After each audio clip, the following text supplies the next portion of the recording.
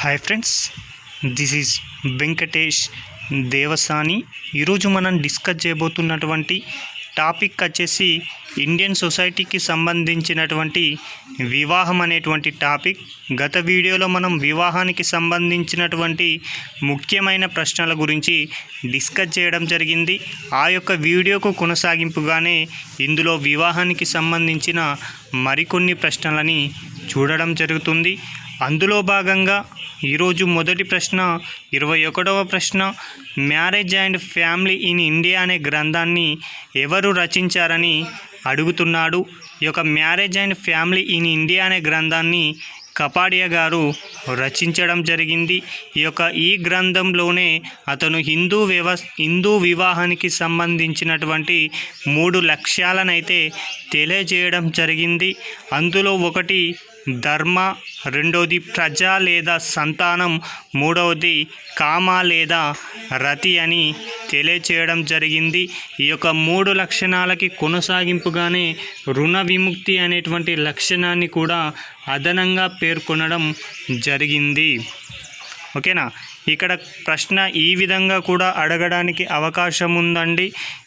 హిందూ వివాహానికి సంబంధించినటువంటి 3 లక్ష్యాలని కపాడియా గారు ఏ గ్రంథంలో తెలియజేయడం జరిగింది అని కూడా అడగడానికి అవకాశం ఉంది. కాబట్టి marriage and family in India అనే గ్రంథం అని గుర్తుంచుకోండి. 22వ ప్రశ్న, హిందూ వివాహ ధర్మాలన్నింటిలో అత్యుత్తమమైన లక్షణం ఏమిటి అని అడుగుతున్నాడు. కపాడియా గారు తెలియజేసినటువంటి 3 హిందూ వివాహ లక్ష్యాలైనటువంటి ధర్మ, ప్రజ, కామ లేదా రతిలో అత్యుత్తమమైన లక్షణం వచ్చేసి ధర్మం అని గుర్తుంచుకోండి. 23వ ప్రశ్న, గిరిజనులలో జీవిత భాగస్వామిని ఏమని పిలుస్తారని అడుగుతున్నాడు. భారతదేశంలో ఉన్న గిరిజన తెగల్లో వివిధ పద్ధతుల్లో ఈరోజు జీవిత భాగస్వామి యొక్క ఎంపిక అయితే కనిపిస్తుంది. అలాంటి గిరిజనులలో జీవిత భాగస్వామిని సంగి అని పిలవడం జరుగుతుంది. ఇది ప్రీవియస్ బిట్ అండి. గిరిజనులలో జీవిత భాగస్వామిని ఏమని పిలుస్తారు అంటే సంగి అని పిలవడం జరుగుతుంది. అదేవిధంగా ఈ గిరిజనులలో చూసుకున్నట్లయితే వరుడు అనేటువంటి వ్యక్తి వధువు కుటుంబానికి కొంత మొత్తం చెల్లించాల్సి ఉంటుంది. దానినే ఒలి అని పిలవడం జరుగుతుంది. ఒకవేళ ఒలిని చెల్లించలేని సందర్భంలో ఈ యొక్క వరుడు వధువు కుటుంబానికి కొంతకాలం పాటు సేవ చేయడం జరుగుతుంది. 24వ ప్రశ్న, ఏ తెగలయందు పరీక్ష ద్వారా జీవిత భాగస్వామిని పొందడం జరుగుతుంది. గిరిజన తెగలలో ఒక తెగవారు వరుడికి కొన్ని పరీక్షలను చేపట్టి అతడు ఆ పరీక్షల్లో విజయం సాధిస్తేనే అతనితో వివాహం అనేది చేయడం జరుగుతుంది. అలా పరీక్ష ద్వారా వివాహం చేసేటువంటి తెగ వచ్చేసి మణిపూర్లో ఉన్నటువంటి కూకి అనేటువంటి తెగవారు ఇలా పరీక్ష పెట్టి అందులో వరుడు గనక విజయం సాధిస్తేనే అతనికి తన యొక్క కుమార్తెనిచ్చి వివాహం అనేది జరుగుతుంది. అంటే ఇందులో ఏం చేస్తారంటే వివాహానికి ముందు వరుడు వధువు ఒక ఇంటి దగ్గర కొద్ది కాలం పాటు పని చేయాల్సి ఉంటుంది. ఆ సమయంలో అతని యొక్క గుణగణాలను చూసి ఆ సందర్భంలో అందులో అతను పాస్ అయితేనే తన యొక్క కుమార్తెనిచ్చి వివాహం చేయడం అయితే జరుగుతుంది. 25వ ప్రశ్న, అనాహుతం అనే విధానం ద్వారా జీవిత భాగస్వామిని ఏ తెగలలో పొందుతారు. అనాహుతం అనే విధానం ద్వారా జీవిత భాగస్వామిని హూలు, కమారులు, గదబలు అండ్ సవారులు పొందడం జరుగుతుంది. మనకి ముందుగా అనాహుతం అనే విధానం తెలియాలి. ఈ విధానంలో వధువు తనకు నచ్చిన వరుడింటి ముందు కూర్చొని తనను పెళ్లి చేసుకోమని బతిమాలడం జరుగుతుంది. అయినప్పటికీ వరుడు చీదరించుకున్నప్పటికీ కూడా పెళ్లి చేసుకునేంత వరకు ఆ యొక్క వధువు అతని ఇంటి ముందే బలవంతంగా కూర్చొని పట్టుదలగా ఉంటుంది. అలాంటి విధానాన్నే అనాహుతం అని అంటారు. మళ్ళీ చూడండి, వధువు తనకు నచ్చినటువంటి వరుడి ఇంటి ముందు కూర్చొని తనను పెళ్లి చేసుకోమని బతిమాలడం జరుగుతుంది. అయినప్పటికీ వరుడు తనకి నచ్చకపోయినా, వరుడు చీదరించుకున్నా కూడా ఈ యొక్క వధువు అతని ఇంటి ముందే పట్టుదలగా బలవంతంగా కూర్చొని చేసుకునేటువంటి వివాహమే అనాహుతం అని అనడం జరుగుతుంది. దాని యొక్క ఏ తెగల్లో ఇలా కనిపిస్తుందంటే, ఇందాకే చెప్పుకున్నట్టు గదబలు, సవరులు, కమరులు, హోలలో ఈ యొక్క విధానం అయితే కనిపిస్తుంది. ఇక ఇస్లాం వివాహ వ్యవస్థకు సంబంధించిన ప్రశ్నలు కొన్ని డిస్కస్ చేద్దాం. అందులో 26వ ప్రశ్న, ఇస్లాం నందు వివాహాన్ని ఏమని పిలుస్తారని అడుగుతున్నాడు. ఇస్లాంలో ఈ యొక్క వివాహాన్ని నికా అంటారు. ఇస్లాం నందు వివాహాన్ని నికా అని అనడం జరుగుతుంది. ఈ నికా అనే పదం ఏ భాషా పదం అని కూడా గతంలో అడగడం జరిగింది. అరబిక్ పదం అని గుర్తుంచుకోండి. ఈ యొక్క ఇస్లాంలో జరిగే వివాహం అనేది ఒక సామాజిక ఒప్పందం మరియు లౌకిక ఒప్పందం. ఈ యొక్క లౌకిక బంధం ప్రతి పౌరుడు కూడా వివాహం చేసుకోవాలి, సంతానాన్ని పొందాలి ఈ యొక్క ఇస్లాం వ్యవస్థలో అని గుర్తుంచుకోండి. ఇక మరొక ప్రశ్న, ఇస్లాం నందు వివాహం ప్రధానంగా ఎన్ని రూపాల్లో కనిపిస్తుందని అడుగుతున్నాడు. ఒకటి చట్టబద్ధమైన వివాహం, రెండవది వచ్చేసి అపసావ్య వివాహం, మూడవది చెల్లని వివాహం. ఇస్లాంలో ప్రధానంగా 3 రకాల వివాహాలు అయితే కనిపిస్తాయని చెప్పాం. అందులో చట్టబద్ధ వివాహాలు అంటే ఒకటి వివాహ అంగీకారం మరియు ప్రతిపాదన ద్వారా జరిగే వివాహం అనేది ఉంటుంది. ఇందులో ఏం చేస్తారంటే, 2 సాక్షులు కాజీ సమక్షంలో పెళ్లి కుమారుడు వివాహ ప్రతిపాదననైతే చేయడం జరుగుతుంది. దానినే ఇజాబ్ అని పిలవడం జరుగుతుంది. దీనికి ప్రతిగా వధువు కూడా ఒకేసారి వరుసగా 3 సార్లు అంగీకారం తెలియజేయాలి. దీనినే కుబుల్ హే అని పిలవడం జరుగుతుంది. ఈ యొక్క వివాహం చేసే ప్రతిపాదన అయినా అంగీకారమైన ఏకకాలంలో జరగాలి. వీటిని చట్టబద్ధ వివాహాలలో ఒక రకంగా చెప్పుకోవచ్చు. మరొకటి అపసవ్య వివాహాలు, వీటినే పాసిద్ వివాహాలని కూడా అంటారు. ఇలాంటి వివాహాలకు సంబంధించినట్లయితే ఇందులో సాక్షులు లేకుండానే వివాహం జరుగుతుంది. అదేవిధంగా ఇస్లాంలో 4 స్త్రీలను వివాహం చేసుకునే సాంప్రదాయం అనేది ఉంటుంది. కానీ ఈ యొక్క అపసవ్య వివాహంలో మాత్రం 5వ స్త్రీని వివాహం చేసుకుంటారు, మతాంతర వివాహాలు చేసుకుంటారు. అలాంటి వివాహం ఏ రకానికి సంబంధించినది అంటే అపసవ్య వివాహ రకానికి అని గుర్తుంచుకోండి. ఇక చివరగా చెల్లని వివాహాలు, వీటినే బాతిల్ వివాహం అని కూడా అంటారు. ఇందులో పెంపుడు సంబంధం ఉన్న మధ్య జరిగే వివాహం ఉంటుంది, మానసికంగా అనారోగ్యంగా ఉన్నప్పుడు జరిగే వివాహం ఉంటుంది, రక్త సంబంధికుల మధ్య జరిగే వివాహం, ఇవన్నీ కూడా చెల్లని వివాహాలుగా పరిగణించడం జరుగుతుంది. ఇక 28వ ప్రశ్న, ఇస్లాం వివాహ వ్యవస్థ నందు తాత్కాలికంగా జరిగే వివాహం ఏది అని అంటున్నాడు. ఇది కూడా గతంలో అడగడం జరిగింది. ఇస్లాం వ్యవస్థలో తాత్కాలికంగా జరిగే వివాహాన్ని ముతా లేదా ముఠా అని పిలవడం జరుగుతుంది.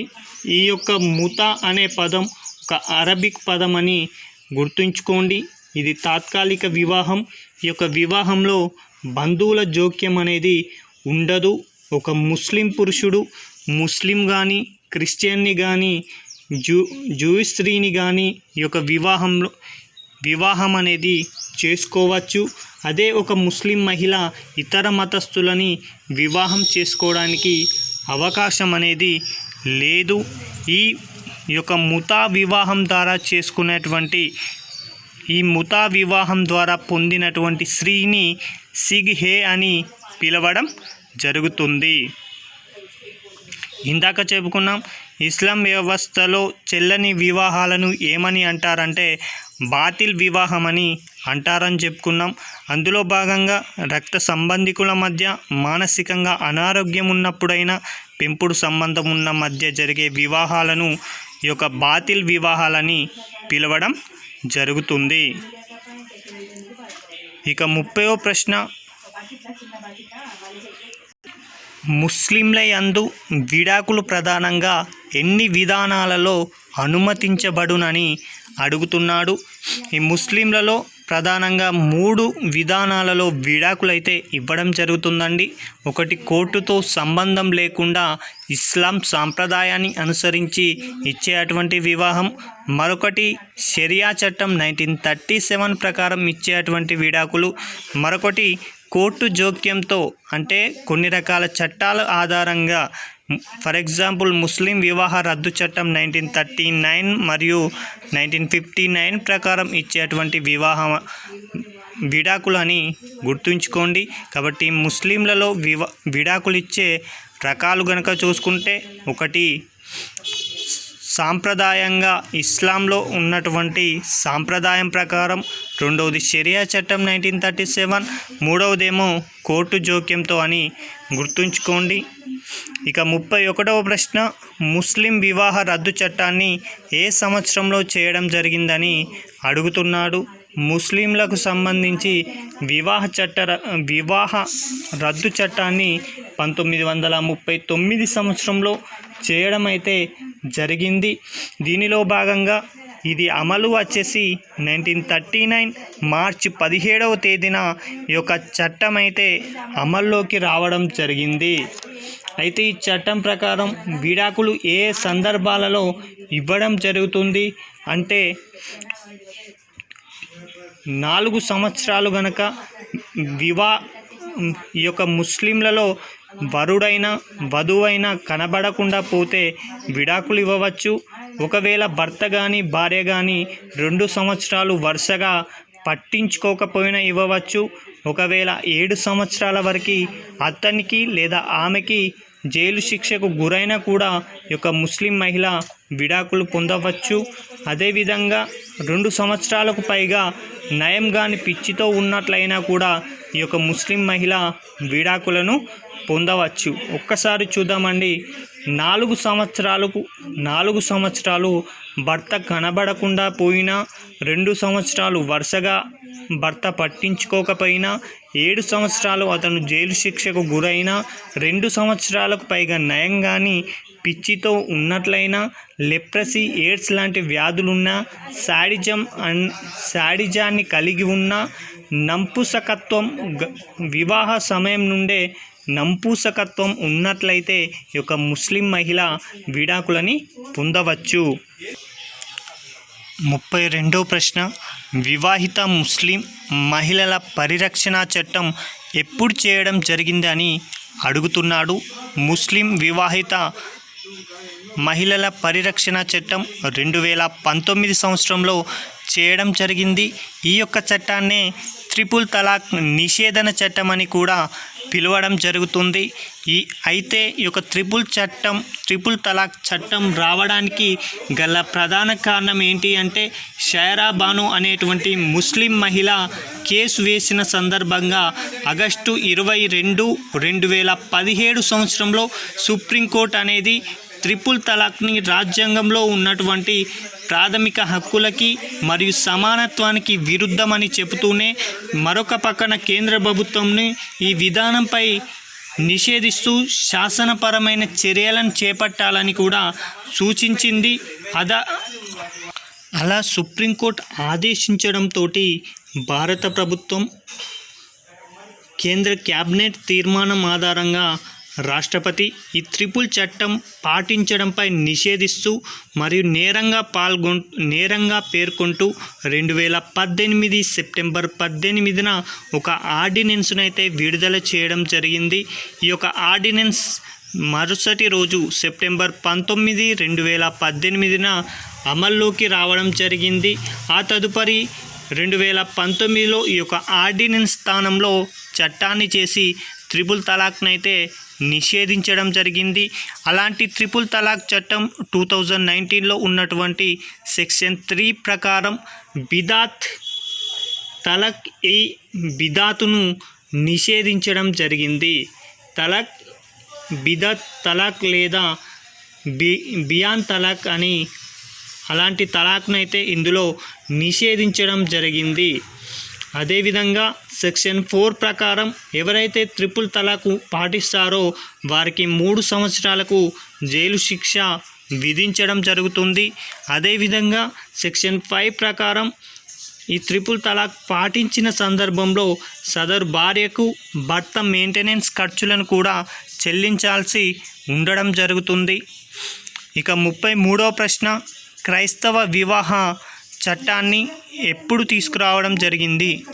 క్రైస్తవ వివాహ చట్టాన్ని ఏ సంవత్సరంలో తీసుకురావడం జరిగింది అంటే 1872 సంవత్సరంలో క్రైస్తవ వివాహ చట్టాన్ని అయితే తీసుకురావడం జరిగింది.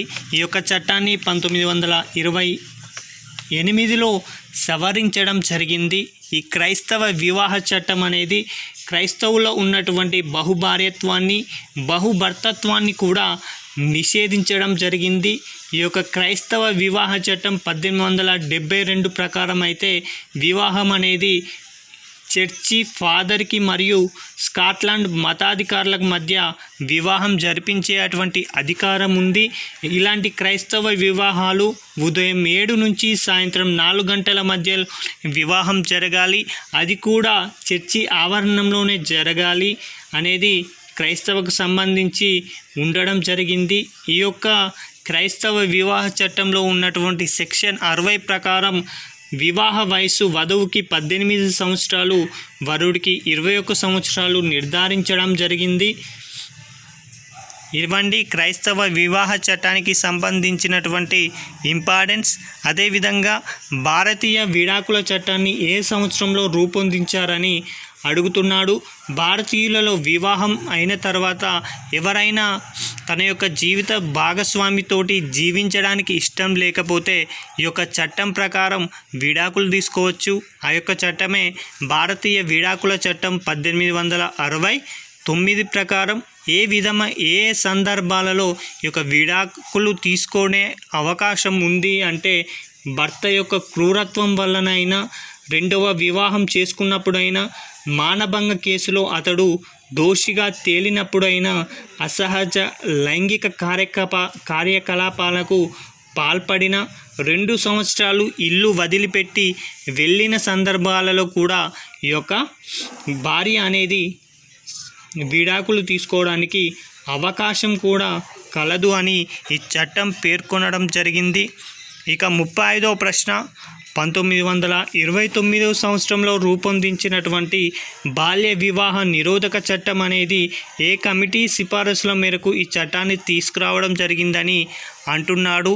1927 సంవత్సరంలో హరబిలాస్ శారదా కమిటీ నేతృత్వంలో కమిటీ యొక్క సిఫారసుల మేరకు ఈ యొక్క చట్టాన్ని 1929లో రూపొందించగా ఈ యొక్క చట్టం ఏప్రిల్ 1, 1930లో అమల్లోకి రావడం జరిగింది. ఈ యొక్క చట్టం ప్రకారం ముందుగా వివాహ వయసు వచ్చేసి బాలికకు 14 సంవత్సరాలు, బాలుడికి 18 సంవత్సరాలు నిర్ణయించడం జరిగింది. ఆ తదుపరి బాలిక యొక్క దాంపత్య వయసును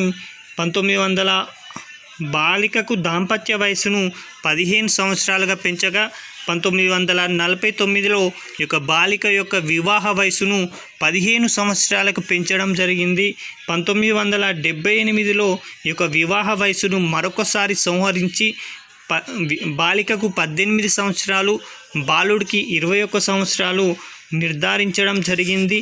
ఇటీవల కాలంలో కేంద్ర క్యాబినెట్ 2021లో కీలకమైన నిర్ణయం తీసుకుంది.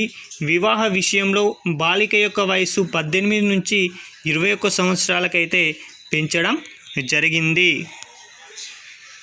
మరొక ప్రశ్న అండి, వరకట్న నిషేధన చట్టం ఎప్పుడు అమల్లోకి రావడం జరిగిందని అంటున్నాడు. వరకట్న నిషేధ చట్టాన్ని 1961లో రూపొందించగా మే 20, 1961లో ఈ చట్టం అనేది అమల్లోకి రావడం జరిగింది. 2000కు మించి సొమ్ముని వరకట్నంగా పరిగణించడం జరిగింది. ఈ చట్టం ప్రకారం ఎంతవరకు సొమ్మును వరకట్నంగా భావించేవారంటే 2000కు మించిన ఏదైతే సొమ్ము వధువు కుటుంబం నుంచి వరుడు తీసుకుంటాడో దానిని వరకట్నంగా పరిగణించడం జరిగింది. ఈ యొక్క చట్టం ప్రకారం వరకట్నం ఇచ్చిన వారికైనా తీసుకున్న వారికైనా కూడా 6 నెలల పాటు జైలు శిక్షతో పాటు 15,000 జరిమానా విధించడం జరిగింది. అయితే 1986 సంవత్సరంలో ఈ చట్టానికి సవరణ చేసి వరకట్నం ఇచ్చిన వారికైనా తీసుకున్న వారికైనా కూడా 5 సంవత్సరాలు జైలు శిక్షని పెంచడం జరిగింది అని గుర్తుంచుకోండి. 37వ ప్రశ్న, హిందువులలో బహుభార్యత్వాన్ని మరియు బహుభర్తత్వాన్ని నిషేధించినటువంటి మొదటి చట్టం ఏది అని అడుగుతున్నాడు. అది హిందూ వివాహ చట్టం 1955 అని గుర్తుంచుకోండి. ఈ చట్టం వచ్చేసి మే 18, 1955 సంవత్సరంలో అమల్లోకి రావడం జరిగింది. ఈ చట్టం ప్రకారం వివాహానికి కొన్ని అర్హతలు అయితే నిర్ణయించడం జరిగింది. సెక్షన్ 5 ప్రకారం అందులో ఒకరు అవివాహితులై ఉండాలి లేదా జీవిత భాగస్వామి జీవించి ఉండరాదు, అలాంటి వారే వివాహం చేసుకోవచ్చు. మరొకటి, వివాహ సమయానికి మానసికంగా అతనికి అస్వస్థత ఉండరాదు, మూర్ఛ వ్యాధి కూడా ఉండరాదు. అదేవిధంగా బాలుడైతే 21 సంవత్సరాలు, బాలిక అయితే 18 సంవత్సరాలు ఉండాలి, సంపీడకులై ఉండరాదు అని ఈ చట్టం అయితే పేర్కొనడం జరిగింది. మరొక చట్టం 38వ ప్రశ్న, పార్సీ వివాహ చట్టం ఏ సంవత్సరంలో రూపొందించారని అంటున్నాడు. ఈ యొక్క పార్సీ వివాహ చట్టం 1936 సంవత్సరంలో తీసుకురావడం జరిగింది. అదేవిధంగా మరికొన్ని చట్టాలు చూసుకున్నట్లయితే 1984లో కుటుంబ న్యాయస్థానాల చట్టాన్ని కూడా తీసుకురావడం జరిగింది. 39వది ఆనంద్ వివాహ చట్టం అని. ఆనంద్ వివాహ చట్టం ఎప్పుడు రూపొందించారని అడుగుతున్నాడు.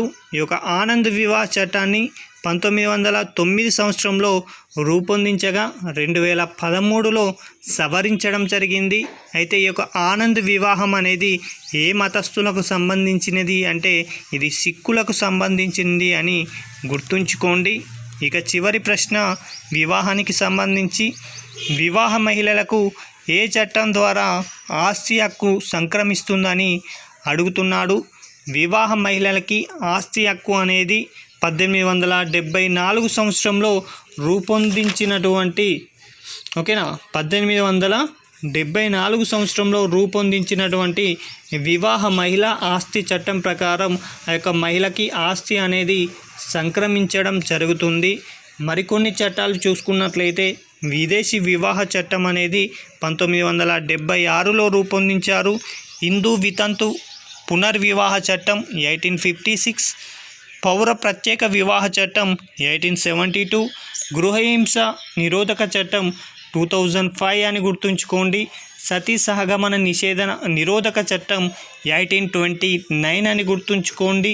ముస్లిం వివాహ రద్దు చట్టం 1939 అని గుర్తుంచుకోండి. అదేవిధంగా సాక్ష్యాధారాల చట్టం 1972 అని గుర్తుంచుకోండి. ఇవండి ఇంపార్టెంట్ చట్టాలు మరియు ఇంపార్టెంట్ ప్రశ్నలు. Thank you.